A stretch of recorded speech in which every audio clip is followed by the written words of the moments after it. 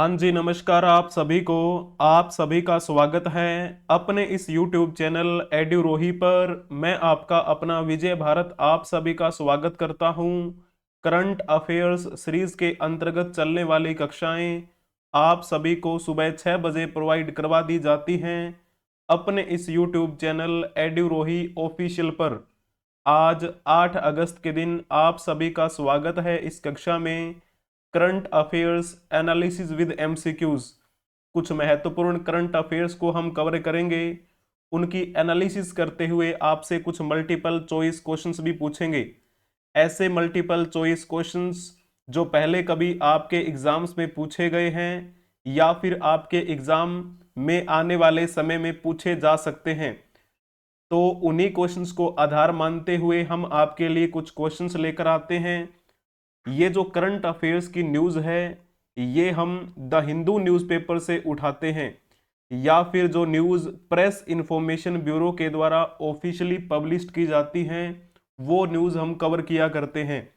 ये आपकी कक्षा मंडे टू फ्राइडे रहती है, सैटरडे और संडे की आपकी छुट्टी रहती है। तो चलिए सबसे पहले आपको बता देते हैं आज क्या क्या न्यूज़ हम कवर करने वाले हैं। विनेश फोगाट पेरिस ओलंपिक में फाइनल में प्रतिस्पर्धा करने से अयोग्य घोषित कर दी गई हैं। इन्होंने इतिहास रच दिया था फाइनल में पहुंचकर। ओलंपिक खेलों के फाइनल में पहुंचने वाली पहली महिला पहलवान बन गई थी विनेश फोगाट। लेकिन ऐसा क्या रहा कि इनको अयोग्य घोषित कर दिया गया। अब ये फाइनल में पार्टिसिपेट नहीं कर सकती। इसके पीछे क्या कहानी है वो हम समझेंगे और आपसे मल्टीपल चॉइस क्वेश्चंस भी पूछेंगे। हमास ने याहिया सिनवार को अपने नए नेता के रूप में नामित किया है। अभी थोड़े ही दिन पहले आपने देखा था कि हमास के जो नेता थे इस्माइल हनिये, वो ईरान में मारे गए थे। अब एक नए नेता की जरूरत पड़ी तो याहिया सिनवार को नया नेता बना दिया गया। ये हमास क्या है और ये याहिया सिनवार कौन है, इनके बारे में बातचीत करते हुए आपसे मल्टीपल चॉइस क्वेश्चन भी पूछेंगे। इजराइल से संबंधित, इजराइल और हमास के बारे में आपने बखूबी न्यूज़ देख रखी होंगी। अगर हम इन सब के बारे में बातचीत करेंगे तो आपको थोड़ा सा और जानने का मौका मिलेगा। संयुक्त किसान मोर्चा के नेताओं ने राहुल गांधी से मदद मांगी है। कौन कौन से नेता वहां पर पहुंचे, किस वजह से वो वहां पर पहुंचे हैं और क्या उनकी मांग है। 20 मांगों का एक चार्टर उन्होंने सौंपा है राहुल गांधी के हाथ में। राहुल गांधी वर्तमान में 18वीं लोकसभा के नेता प्रतिपक्ष की भूमिका निभा रहे हैं। तो इनके बारे में बातचीत करते हुए आपसे मल्टीपल चॉइस क्वेश्चन भी पूछेंगे। अगर आपको ये कक्षा पसंद आ जाए तो कक्षा को लाइक कर दीजिएगा, अपने दोस्तों के साथ इसे शेयर भी कर दीजिएगा। अगर आपने अभी तक इस YouTube चैनल को सब्सक्राइब नहीं किया है तो सब्सक्राइब कर लीजिए, बेल आइकन बटन को भी प्रेस कर लीजिए ताकि समय से पहले आपको इस कक्षा की नोटिफिकेशन मिलती रहे। तो चलिए शुरुआत करते हैं आज इस कक्षा की। Vinesh Phogat इंटर्स final and 50 kilogram free style wrestling assured of historic Olympic medal. Vinesh Phogat Paris Olympic जो हो रहे हैं, इन पेरिस ओलंपिक में भाग ले रही थी फ्री स्टाइल रेसलिंग में और इन्होंने 50 किलोग्राम फ्री स्टाइल कुश्ती में फाइनल में पहुंचकर ऐसा नाम कमाया, आज तक ऐसा कोई भी नहीं कर पाया। पहली महिला पहलवान बन गई विनेश फोगाट, फाइनल में पहुंचने वाली, ओलंपिक खेलों के फाइनल में पहुंचने वाली। लेकिन ऐसा क्या हुआ कि इनको अब डिस्क्वालीफाई कर दिया गया। ये आप देख पा रहे होंगे विनेश फोगाट और ये इनकी प्रतिद्वंदी जिनको इन्होंने हराया था। विनेश फोगाट ओवरवेट की वजह से डिस्क्वालीफाई कर दी गई हैं। अब ये फाइनल में पार्टिसिपेट नहीं कर पाएंगी। जब ये फाइनल में पहुंच चुकी थी यानी कि एक मेडल तो हमारा पक्का हो चुका था, सिल्वर मेडल तो पक्का ही था। लेकिन अगर मेहनत करते तो उम्मीद थी हमें कि हमें क्या मिल जाता, गोल्ड मेडल मिल जाता। लेकिन अब ये फाइनल में पार्टिसिपेट ही नहीं कर सकती, तो हमारी जो उम्मीद थी सिल्वर मेडल कम से कम, वो भी अब उम्मीद नहीं रही। तो ये सभी भारतीय लोगों के लिए एक आप कह सकते हैं दिल तोड़ने वाली खबर है। भारतीय महिला पहलवान विनेश फोगाट को फाइनल मुकाबले से पहले ही डिस्क्वालीफाई कर दिया। CNN न्यूज़ 18 के हवाले से ये जानकारी मिली थी, उसी के अनुसार से मैंने आपको बताया। आपको पता है जब भी कोई भी कंपटीशन होता है तो पहले उनका वेट चेक किया जाता है, और ये जो था 50 किलोग्राम वर्ग का हो रहा था कंपटीशन। इसमें जब इनका वेट किया गया तो वजन 100 ग्राम ज्यादा निकला। अब 100 ग्राम कितना होता है अब मान के चल सकते हैं, लेकिन जो नियम और रेगुलेशंस जो हैं उनके आधार पे खरी नहीं उतर पाई। इसी वजह से अब इनको वहां पर एंट्री नहीं मिलेगी। अब कई लोग ऐसे बोल रहे हैं कि 100 ग्राम ही तो वेट था, उनके बाल जो बड़े बड़े उन्होंने कर रखे हैं वो भी कटवा सकती थी। लेकिन हमें समझना चाहिए, हम वहां तक पहुंचे ही नहीं, हमें वहां की परिस्थितियों के बारे में पता ही नहीं, तो हमें अपने तरीके से अनुमान लगाने की कोई वो नहीं है। तो वहां जो कोच होते हैं सभी पूरी मेहनत करते हैं। इतने बड़े स्तर पर पहुंच जाना बहुत बड़ी बात होती है, लेकिन अच्छा प्रयास रहा, आज तक ऐसा कोई नहीं कर पाया था, है ना। लेकिन ये एक आप कह सकते हैं जरूर एक दुखद खबर है। Cuba's Lopez replaces disqualified Vinesh in Olympic final. अभी जैसे ओलंपिक फाइनल में ये तो पार्टिसिपेट नहीं करेंगी, इनकी जगह पर अब जो क्यूबा की लोपेज हैं उनको जगह मिल गई है। सुबह जब इनका वजन तोला गया तो 100 ग्राम वजन इसमें क्या हो गया, ज्यादा पाया गया। इसकी वजह से इनको अयोग्य घोषित किया गया। ओलंपिक खेलों के सेमीफाइनल में विनेश फोगाट ने क्यूबा की पहलवान गुज़मैन लोपेज को हराया था। अब ये तो पार्टिसिपेट कर नहीं सकती, इस वजह से अब वो जो है लोपेज उनको वहां पर जगह मिल गई है। तो ये कुछ पॉइंट थे जो आपको ध्यान में रखने हैं, किस प्रकार के रूल्स एंड रेगुलेशन होते हैं इस ओलंपिक समिति के, IOA जिसे हम बोल देते हैं, ठीक है ना।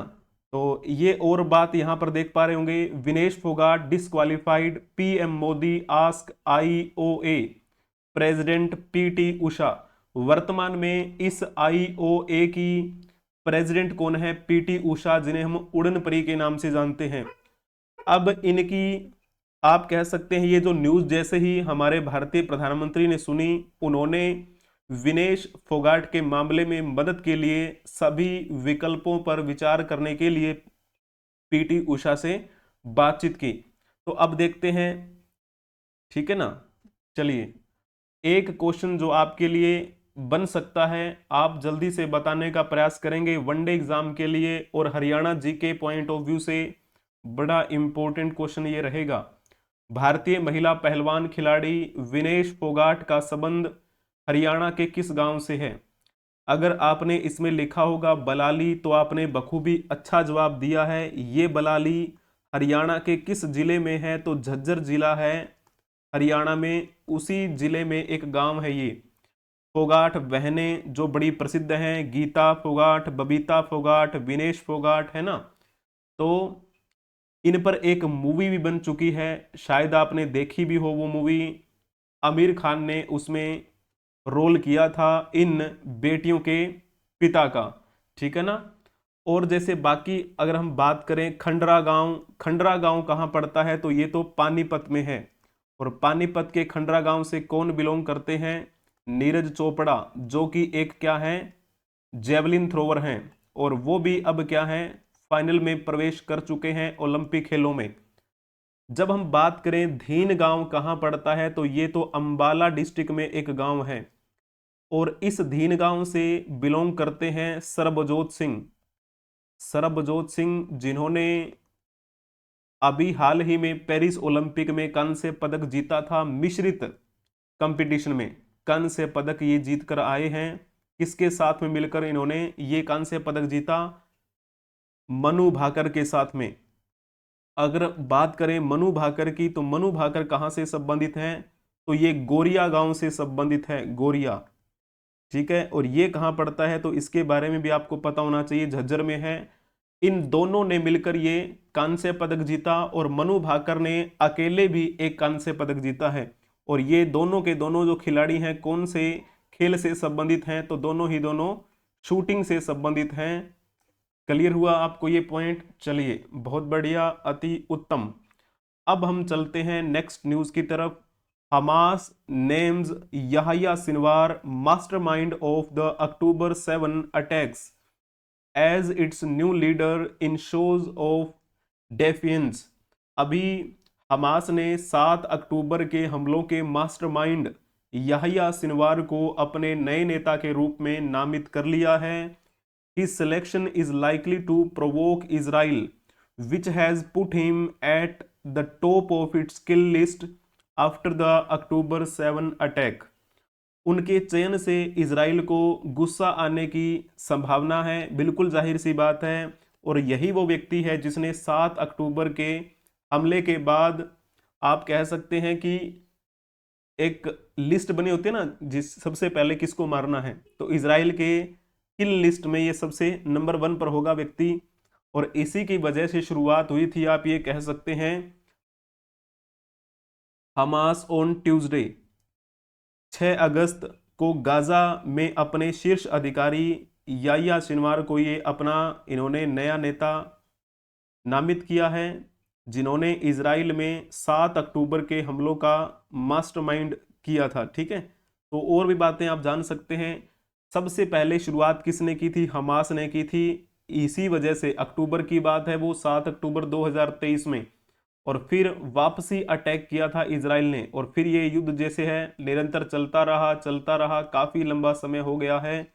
अब भी निरंतर इनमें क्या है, मतभेद चले हुए हैं और ये चल ही रहा है। ये कौन है? यही तो है याहिया सिनवार, जो कि गाजा शहर में अपने कार्यालय में फिलिस्तीनी गुटों के नेताओं के साथ एक बैठक में अध्यक्षता कर रहे थे 13 अप्रैल 2022। ठीक है, तो उस समय की ये पुरानी फोटो है कोई। तो Hamas chief Ismail Haniyeh killed in Iran. ऐसा क्या हुआ कि हमास ने अपना नया नेता चुना है याहिया सिनवार को? तो पिछले कुछ दिनों में आपने एक न्यूज़ सुनी थी कि हमास के प्रमुख इजराइल हनिये ईरान में मारे गए। इस साल की शुरुआत में गाजा में इजरायली हमले में हनिये की 3 बेटे भी मारे गए थे। ये हमास क्या है तो यहाँ पर आप देख सकते हैं, पैलेस्टीनियन मिलिटेंट ग्रुप हमास। फिलिस्तीनी समूह हमास के शीर्ष नेता इस्माइल हनिये 20 जून 2023 को ईरान के तेहरान में जैसे राष्ट्रपति से मिले भी थे। और अभी थोड़े ही दिन पहले कुछ न्यूज़ भी आपने देखी होंगी, जिसमें आपको बताया गया था किस प्रकार से वहां पर मृत्यु हो गई। और भारत इस पर मौन रहा, क्योंकि जब ईरान के राष्ट्रपति अपना शपथ ग्रहण समारोह में शामिल हुए थे उस समय हमारे भारत के उपराष्ट्रपति जगदीप धनखड़ भी वहां पर गए हुए थे। लेकिन भारत की तरफ से उस समय कोई भी टिप्पणी इस को लेकर नहीं की गई थी, क्योंकि हमारे लिए इजराइल के साथ भी संबंध अच्छे हैं और ईरान में भी हमारे साथ संबंध अच्छे ही हैं। तो ठीक है, यहाँ पर आप देख पा रहे होंगे, ये रहा इजराइल का जो मैप है इसके बारे में देखिए। और ये रहा ईरान। इसी ईरान में हमास के प्रमुख इजराइल हनिये की मृत्यु हुई थी, उनकी हत्या कर दी गई थी। अब जैसे एक क्वेश्चन बताइएगा, गाजा पट्टी के स्थान के संदर्भ में निम्नलिखित कथनों पर विचार कीजिए। गाजा पट्टी एक बड़ा ही आप कह सकते हैं मुद्दा रहा है, ज्वलंत मुद्दा, जो सोशल मीडिया प्लेटफॉर्म के माध्यम से आपने जरूर सुना होगा। गाजा पट्टी की सीमा दक्षिण पश्चिम में मिस्र के साथ लगती है, ये बात तो ठीक लिखी हुई है। उत्तर व पूर्व में इजराइल से लगती है, तो पहला पॉइंट तो ठीक लिखा हुआ है। मैप के माध्यम से भी समझेंगे, कोई दिक्कत नहीं है। पहले पॉइंट को समझने का प्रयास करेंगे। ये क्या है? यही तो है गाजा स्ट्रिप जो आपको दिखाई दे रही होगी। इसे हम गाजा पट्टी के नाम से भी बोल देते हैं। ये आपको दिखाई दे रही है गाजा पट्टी। ठीक है, अब पॉइंट ए को समझने का प्रयास करेंगे। गाजा पट्टी की सीमा दक्षिण पश्चिम में मिस्र तथा उत्तर व पूर्व में इजराइल से लगती है। जब आप इस की डायरेक्शन को समझने का प्रयास करेंगे। ऐसे इसकी डायरेक्शन बना लीजिए। गाजा पट्टी के अगर आप जाएंगे दक्षिण पश्चिम में तो आपको यहां पर दिखाई देगा इजिप्ट, जिसे हम मिस्र के नाम से जानते हैं। और जब आप इस गाजा पट्टी के पूर्व में देखेंगे या फिर आप देखेंगे उत्तर में, तो फिर आपको क्या दिखाई देगा, इजराइल की बाउंड्री दिखाई देगी। ये इजराइल है, इधर भी इजराइल का ही एरिया है, ठीक है ना। तो पहला पॉइंट ठीक हुआ। भूमध्य सागर गाजा पट्टी के पश्चिम में स्थित है, तो आप कहेंगे ये बात भी बिल्कुल ठीक लिखी हुई है। यहां पर समझने का प्रयास करेंगे, ये गाजा पट्टी के ये कौन सी डायरेक्शन है, पश्चिम। तो गाजा पट्टी के पश्चिम में क्या है, भूमध्य सागर, जो आपको ब्लू कलर में दिखाई दे रहा होगा, यही तो है भूमध्य सागर। तो ये दूसरा पॉइंट भी ठीक लिखा हुआ है। अब तीसरे पॉइंट को देखने का प्रयास करेंगे। जॉर्डन की सीमा पूर्व में गाजा पट्टी के साथ लगती है क्या, आप कहेंगे जी नहीं, ये पॉइंट गलत लिखा हुआ है। क्यों गलत लिखा हुआ है, जॉर्डन की सीमा पूर्व में गाजा पट्टी के साथ लगती है क्या, इसे समझने का प्रयास करेंगे। ये गाजा पट्टी है, गाजा पट्टी के पूर्व की डायरेक्शन देखेंगे तो ये कौन सा एरिया है, ये तो इजराइल का एरिया है, यहां पर लिखा भी हुआ है इजराइल, है ना। तो इधर भी क्या है, ये इजराइल का ही एरिया है। तो पूर्व में तो गाजा पट्टी के क्या है, इजराइल है। तो फिर इसमें क्या लिखा हुआ है, जॉर्डन लिखा हुआ है, तो जॉर्डन नहीं लगता है। जॉर्डन ये रहा, जॉर्डन यहां पे देखो इस मैप में। तो गाजा पट्टी के जस्ट पूर्व में देखेंगे तो वहां पर आपको दिखाई देगा इजराइल, और इजराइल के पूर्व में है जॉर्डन। डायरेक्ट कॉन्टेक्ट नहीं है जॉर्डन और गाजा पट्टी के बीच में, इसी वजह से ये पॉइंट आपका गलत हो गया।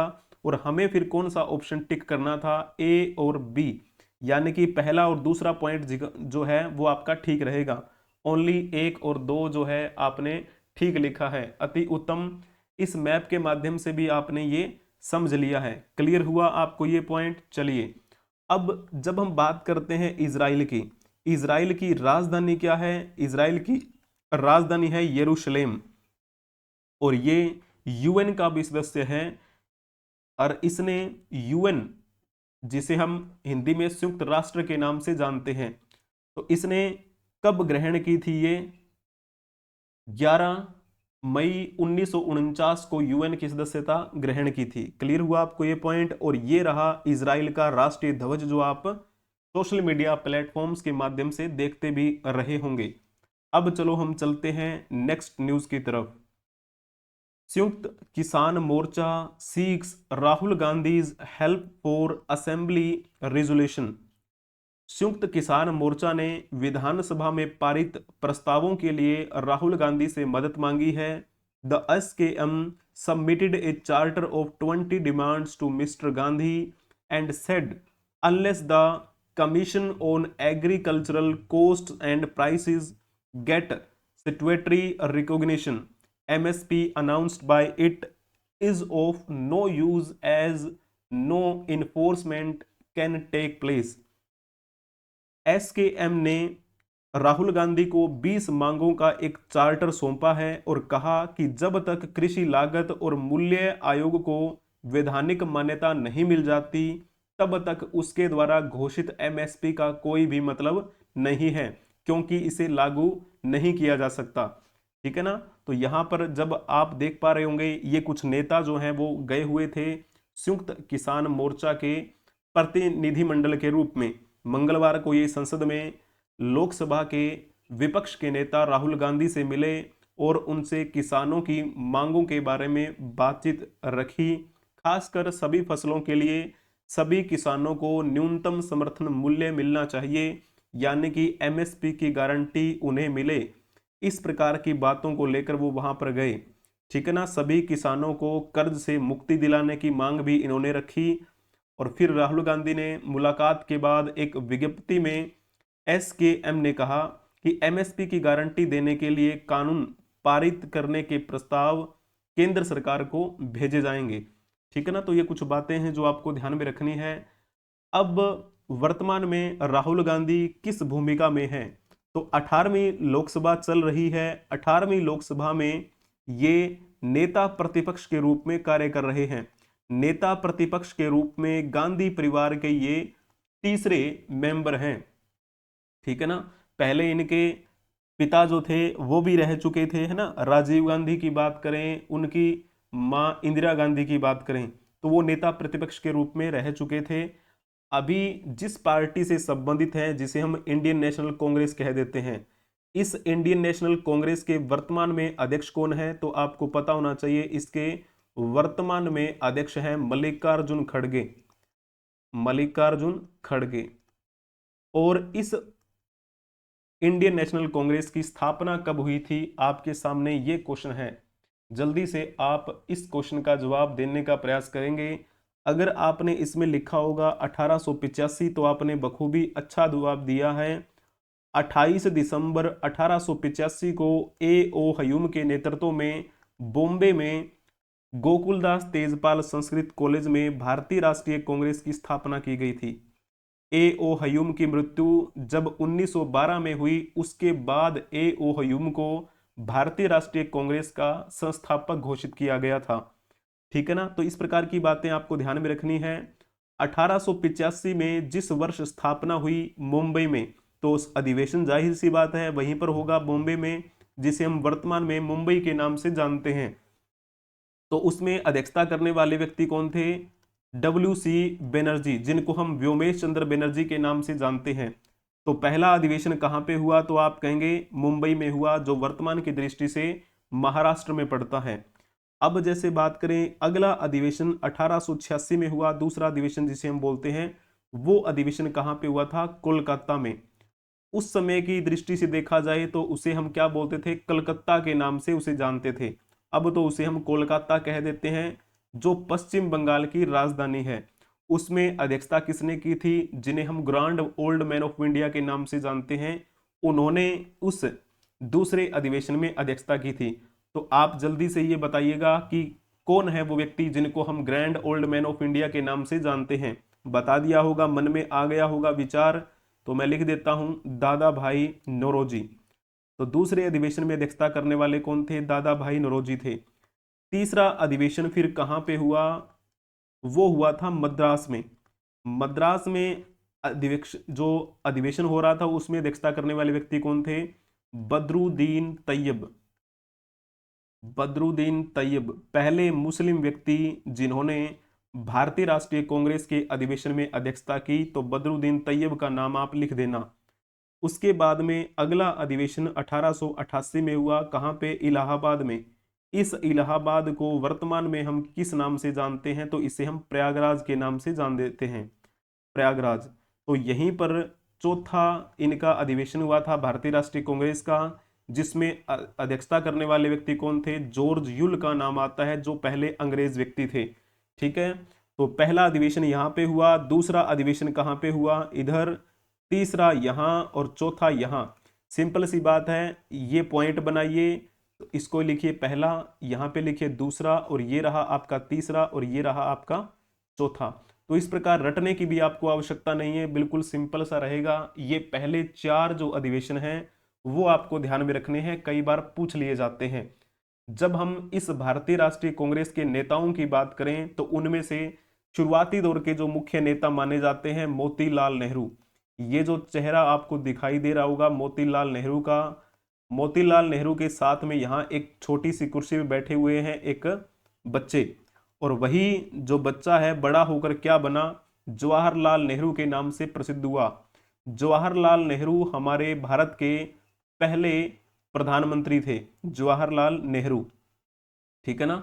अब जवाहरलाल नेहरू के यहाँ पर देखिए बेंच पे एक बेटी बैठी हुई है इनकी, जो बाद में किस नाम से प्रसिद्ध हुई? इंदिरा गांधी के नाम से प्रसिद्ध हुई। हमारे भारत की पहली महिला प्रधानमंत्री होने का श्रेय किसे दिया जाता है? इंदिरा गांधी को दिया जाता है। इंदिरा गांधी ने शादी किसके साथ की थी? फिरोज खान के साथ की थी, फिरोज खान। ठीक है ना। तो इस प्रकार से आपको ये बातें ध्यान में रखनी है। इन दोनों की जो संतान हुई, ये आपको दिखाई दे रहे होंगे, क्या नाम है? राजीव गांधी। राजीव गांधी भी हमारे भारत के क्या रहे? प्रधानमंत्री रहे, और सबसे युवा प्रधानमंत्री होने का श्रेय जाता है राजीव गांधी को। राजीव गांधी ने फिर शादी किसके साथ की थी? सोनिया गांधी के साथ। ये आपको दिखाई दे रही होंगी सोनिया गांधी। सोनिया गांधी जो मूल रूप से कहाँ की रहने वाली है? इटली से संबंधित है ये। अब इनकी जब शादी हुई तो फिर इनके एक बेटा हुआ, यही है राहुल गांधी, जिन्होंने अब तक कोई भी शादी नहीं की है। और अब ये 18वीं लोकसभा में नेता प्रतिपक्ष की भूमिका निभा रहे हैं। ठीक है ना, नेता प्रतिपक्ष, या हम कह सकते हैं विपक्ष के नेता। ये एक संवैधानिक पद होता है। बहुत सारी बातें हैं नेता प्रतिपक्ष होने के, तो वो भी बातें आप कवर कर सकते हैं, पढ़ सकते हैं, क्योंकि मैंने पहले आपको बताया था जब इलेक्शन हो रहे थे उस समय, और जब नेता प्रतिपक्ष प्रतिपक्ष बनाया गया था राहुल गांधी को, उस समय भी मैंने आपको समझाया था। तो आप और ज़्यादा डिटेल में बातें कर सकते हैं। एक क्वेश्चन मैं इतिहास से आपसे संबंधित पूछ लेता हूं। भारतीय राष्ट्रीय कांग्रेस के अगर हम अधिवेशनों की बात करें तो मैंने शुरुआती दौर के 4 अधिवेशनों के बारे में मैंने आपको बताया। तो आपके लिए ये बताइएगा कि पहली महिला अध्यक्ष कौन थी भारतीय राष्ट्रीय कांग्रेस के किसी अधिवेशन में अध्यक्षता करने वाली। पहली महिला अध्यक्ष होने का श्रेय किसे दिया जाता है? सरोजनी नायडू को दिया जाता है, पहली महिला अध्यक्ष। और इस भारतीय राष्ट्रीय कांग्रेस के पहले अध्यक्ष कौन थे? तो मैंने आपको बता ही दिया, WC बनर्जी, जिनको हम व्योमेश चंद्र बनर्जी के नाम से जानते हैं। लेकिन पहली भारतीय महिला लिखेंगे यहां पर हम, ठीक है ना, पहली भारतीय महिला। लेकिन सिंपल अगर पूछा जाए पहली महिला अध्यक्ष का नाम, फिर क्या लिखेंगे आप? फिर आप लिखेंगे एनी बेसेंट का नाम। एनी बेसेंट सबसे पहली महिला बनी थी जिन्होंने अध्यक्षता की, ठीक है, जो कि मूल रूप से आयरिश महिला थी। लेकिन जब हम सरोजनी नायडू की बात करते हैं, उन्होंने 1925 के कानपुर अधिवेशन में अध्यक्षता की थी और ये पहली भारतीय महिला अध्यक्ष थी। तो थोड़ा सा इसमें आपको पॉइंट ध्यान में रखना है। क्लियर हुआ? चलिए, 1924 का जो बेलगाम अधिवेशन था उसमें अध्यक्षता करने वाले व्यक्ति कौन थे? महात्मा गांधी। महात्मा गांधी ने अपने जीवन में केवल एक बार भारतीय राष्ट्रीय कांग्रेस के अधिवेशन की अध्यक्षता की थी, और वो अधिवेशन कब हुआ था? 1924 में हुआ था। उसके बाद ना इन्होंने कभी अध्यक्षता की और ना इससे पहले कभी अध्यक्षता की। एक क्वेश्चन मैं आपके लिए छोड़ जाता हूं, भारतीय राष्ट्रीय कांग्रेस के 1886 के कोलकाता अधिवेशन में अध्यक्षता किसने की थी? आप इस बात का जवाब देने का प्रयास करेंगे कमेंट में, ठीक है ना। चलिए, तो इस प्रकार आज की कुछ बातें जो है वो हमने कवर की। अगर आपको ये वीडियो पसंद आई है तो कक्षा को लाइक कर दीजिए, अपने दोस्तों के साथ इसे शेयर भी कर दीजिए। अगर आपने अभी तक इस YouTube चैनल को सब्सक्राइब नहीं किया है तो सब्सक्राइब कर लीजिए, बेल आइकन बटन को भी प्रेस कर लीजिए ताकि समय से पहले आपको इस कक्षा की नोटिफिकेशन मिलती रहे। चिंता करने की कोई भी आवश्यकता नहीं है, इस कक्षा की PDF आपको डेली प्रोवाइड करवा दी जाती है। जो करंट अफेयर्स की कक्षा होती है उसकी PDF आज तक जितनी भी हुई है क्लासेस, सभी की PDF मैंने आपको प्रोवाइड करवा दी है टेलीग्राम चैनल पे। लेकिन आपकी एक क्लास और होती है जिसका नाम हमने रखा है आज का इतिहास, यानी कि आज के दिन का इतिहास क्या है, आज के दिन किन किन महान विभूतियों ने जन्म लिया और किन किन महान विभूतियों ने बलिदान दिया या फिर वो इस संसार से विदा ले गए। लेकिन उनके बारे में हम बातचीत करते हैं क्योंकि क्वेश्चंस भी पूछे जाते हैं, तो इस बहाने बातचीत भी हो जाती है और आपको पता भी लग जाता है आज के दिन क्या क्या खास बातें घटित हुई थी। तो आज का इतिहास सीरीज के नाम से आपको प्लेलिस्ट मिल जाएगी, वहां चेक कर सकते हैं। आज का इतिहास सीरीज के अंतर्गत चलने वाली कक्षाओं की PDF आपको प्रोवाइड नहीं करवाई जाती, केवल करंट अफेयर्स की जो कक्षा है उसकी PDF आपको प्रोवाइड करवाई जाती है। तो अब दो बातें हो गई, एक तो YouTube की हो गई और एक हो गया टेलीग्राम। इसके अलावा आप हमें Facebook, Moj, Hipi, Josh, ShareChat, WhatsApp channel, Instagram, Twitter, X पर भी फॉलो कर सकते हैं। एड्यूरोही 24 आपको सर्च करना है। अगर सर्च ना भी करें तो वीडियो के डिस्क्रिप्शन में आपको सभी सोशल मीडिया प्लेटफॉर्म्स के लिंक डिस्क्रिप्शन में मिल जाएंगे, वहां से आप क्लिक कीजिए और डायरेक्ट कांटेक्ट कीजिए। बने रहने के लिए आप सभी का धन्यवाद। Thank you for watching. Like, share and subscribe. बने रहिए हमारे साथ एड्यूरोही ऑफिशियल के साथ। हम मिलेंगे नेक्स्ट क्लास में, तब तक के लिए हंसते रहें, मुस्कुराते रहें, पढ़ते रहें, खेलते रहें और खिलखिलाते रहें। जय हिंद, जय भारत, वंदे मातरम।